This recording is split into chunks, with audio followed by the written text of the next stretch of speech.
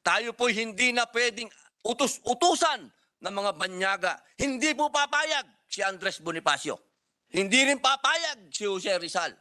Mga mahal kong kababayan, ginoong tagapangulo, sa punto pong ito, akin pong inaakda ang resolusyon bilang 488 na nagsususog ng mariing pagtatanggol sa dating Pangulong Rodrigo Roa Duterte, ang ika-16 na Pangulo ng Republika ng Pilipinas sa anumang investigasyon o pag-uusig ng International Criminal Court.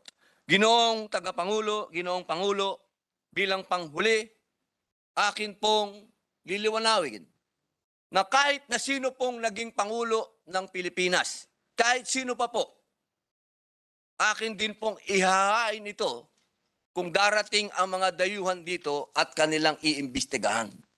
Sapagkat